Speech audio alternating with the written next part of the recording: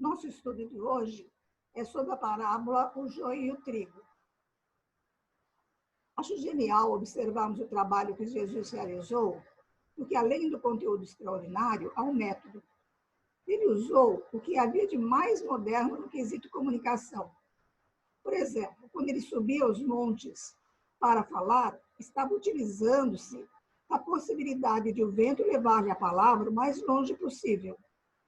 Era o microfone natural. O mesmo se dá com o uso das parábolas que ele elegeu para ensinar educando. E eis que a missão de Jesus foi eminentemente educadora.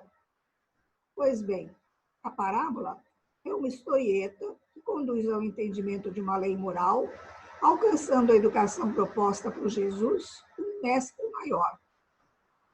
Nesta parábola, que dá título ao nosso texto, explanado por Mateus no capítulo 13, versículos 24 a 30, vemos que este instrumento avança no tempo, sendo capaz de atingir desde o entendimento dos seus contemporâneos até o dos nossos dias, em todo o seu progresso. Aqui podemos aplicar a interpretação literal e a espiritual. E podemos observar que os verbos são usados nos três tempos, presente, passado e futuro, dando-nos a prova de que esta mensagem era para a humanidade toda, vivendo em todos os tempos. O objetivo do nosso estudo é interpretar a parábola do joio e do trigo à luz do entendimento espírita. O joio é uma erva daninha, muito parecida e facilmente confundida com o trigo. Embora tenha espigas mais raquíticas que o trigo, é venenosa e prejudicial à saúde. Traz efeitos parecidos com a embriaguez e náuseas, graças a um cogumelo microscópico que vive em simbiose com o grão, assim que ele se forma.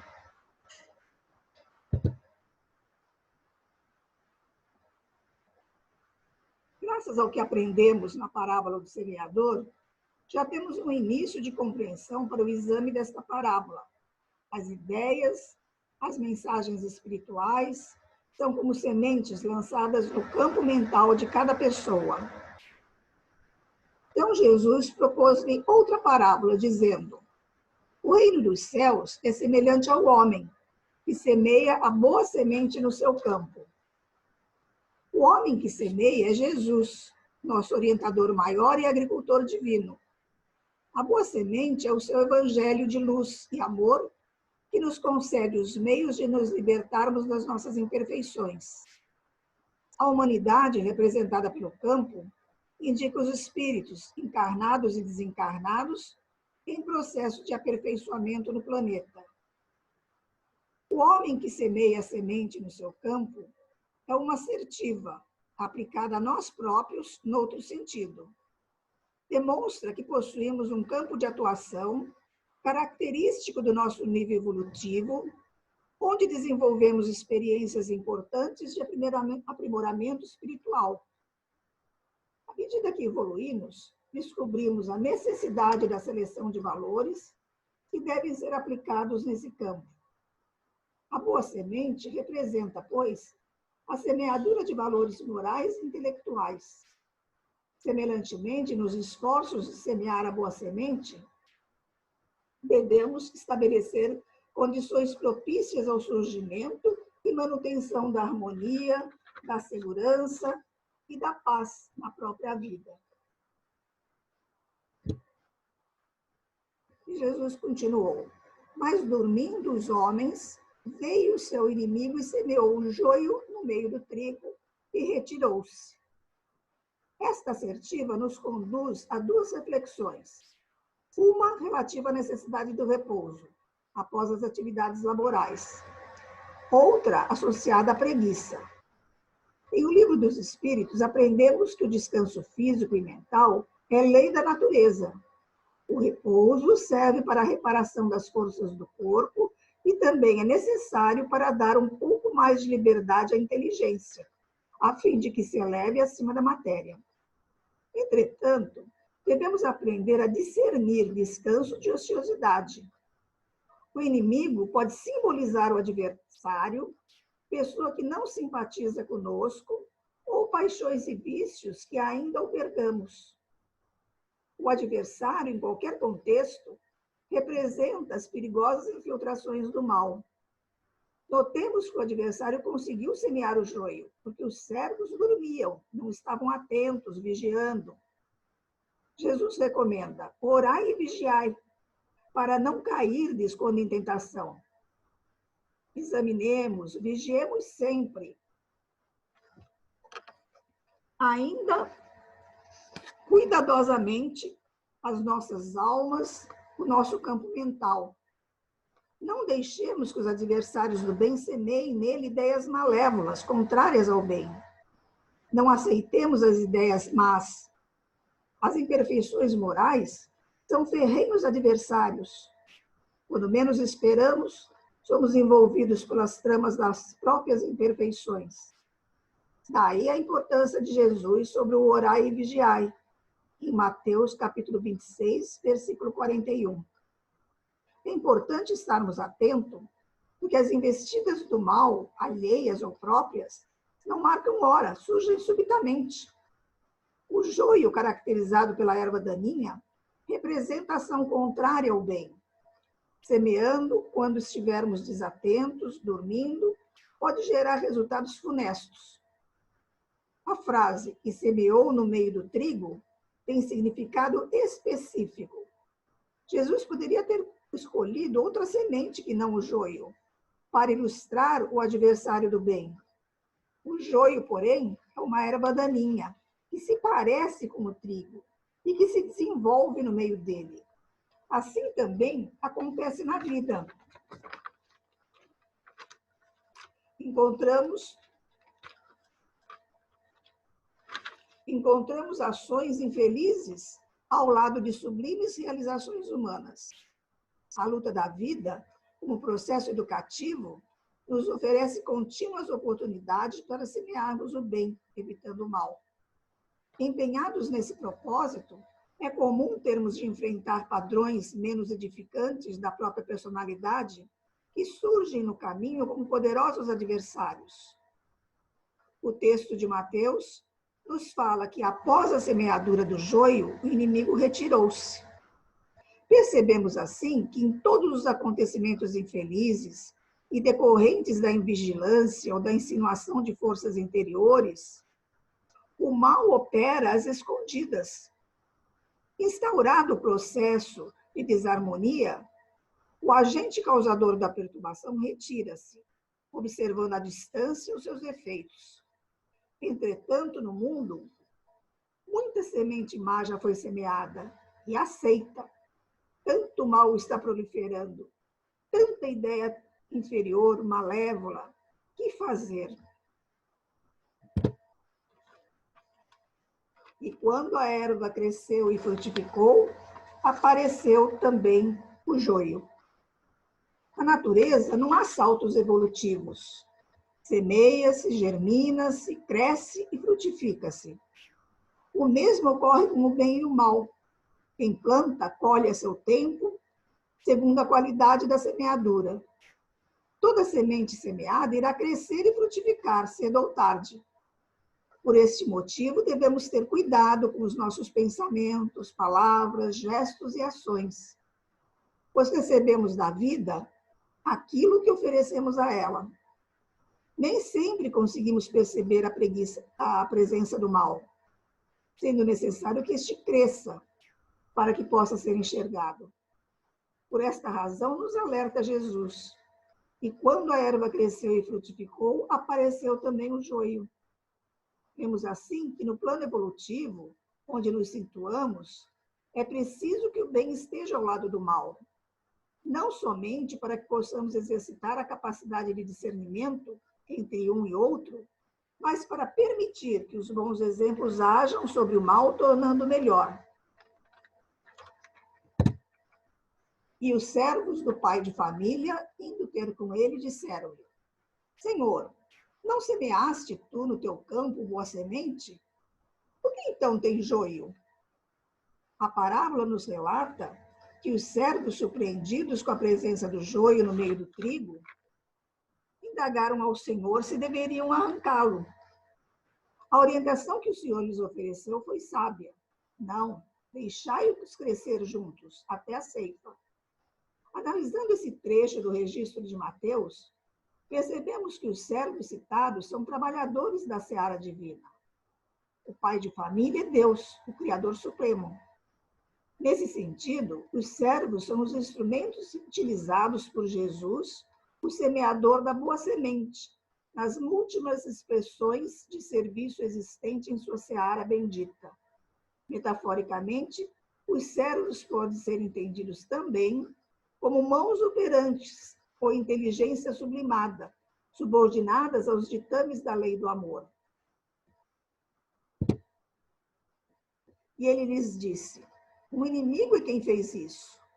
E os servos lhe disseram: queres, pois, que vamos arrancá-lo? Porém, ele lhes disse: não, para que, ao colher o joio, não arranqueis também o trigo com ele. Deixai crescer ambos juntos até a ceifa. E por ocasião da ceifa direi aos ceifeiros: colhei primeiro o joio, e atai-o em molhos para queimar. A ceifa expressa o momento final da produção agrícola. No plano individual, trata-se do momento em que a criatura colhe o que cultivou. Gratificados seremos quando os frutos positivos puderem superar, na colheita, os valores menos felizes que a invigilância permitiu que crescessem no transcurso das experiências.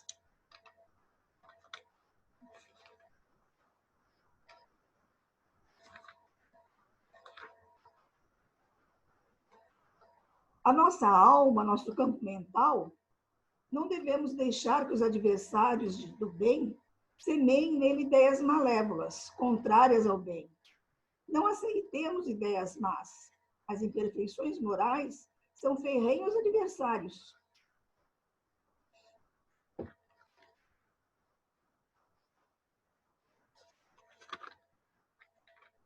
Na parábola, Jesus disse que a proposta dos servos foi a de arrancar logo, uma ação imediata, violenta, destrutiva. Mas o dono da seara não aceitou a sugestão, para que, ao colher o joio, não arranqueis também o trigo com ele. Em nossa ignorância, não sabemos distinguir bem o certo e o errado.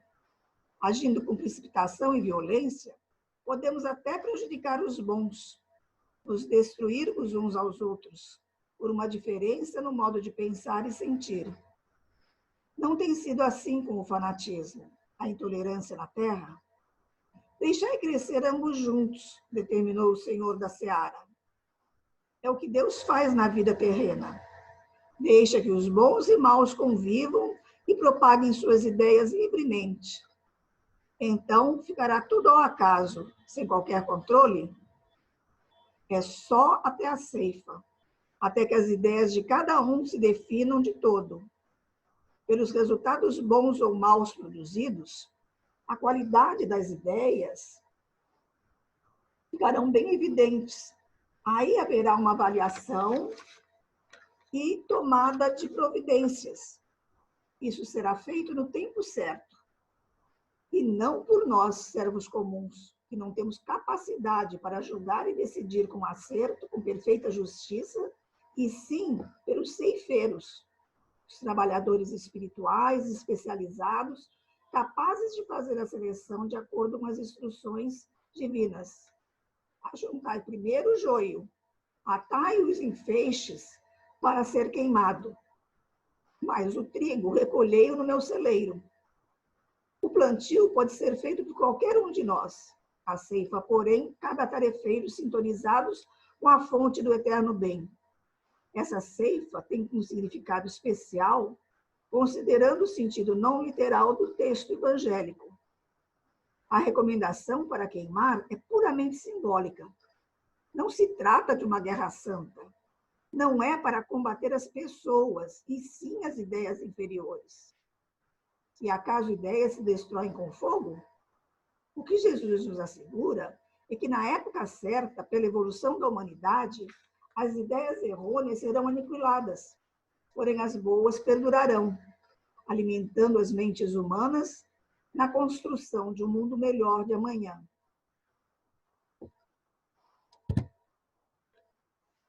Mas o trigo, ajuntai-o no meu celeiro. Está em Mateus, capítulo 13, versículos 24 a 30. O fato de fazer um feixe com o joio e queimá-lo merece atenção, assim como guardar o trigo no celeiro, já que em grego esta palavra, celeiro, significa cofre. Em termos práticos, o joio crescido fica mais alto e mais magro do que o trigo e se destaca, podendo ser arrancado com mais facilidade para ser queimado, livrando o dono da terra dos prejuízos a que estaria sujeito, caso o trigo fosse confundido com o joio. Paciência é a palavra certa. O último ensinamento de Jesus, na parábola em questão, mostra que no celeiro divino só há espaço para o bem, para o evangelho do reino, representado pela semente do trigo. Praticando o bem, estaremos dando expansão ao que há de divino em nós, e, em consequência, experimentando a felicidade plena. É imperioso guardar confiança no Senhor, tendo fé em suas promessas e contando com a sua proteção, sobretudo nos momentos de sofrimento em que se faz necessário separar o joio do trigo. Com que bom senso Kardec soube identificar as ideias falsas e errôneas que havia sobre a vida espiritual na sua época, a segunda metade do século XIX. Ele as queimou com a racionalidade e clareza de sua argumentação, mas as informações dos espíritos superiores recolheu-as ordenadas e didaticamente nos celeiros da codificação, colocando-as em livros para ficarem ao alcance da humanidade. Ele foi, sem dúvida, um verdadeiro ceifeiro encarnado.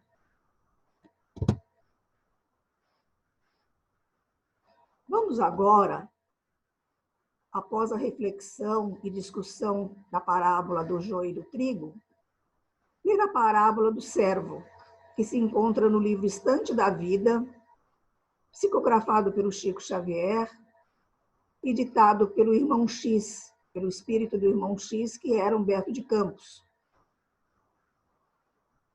Então, dizia lá: nos limites entre a terra e o céu, aguardava a decisão do anjo um homem trajando alva túnica, que demonstrava pureza interior e falava docemente.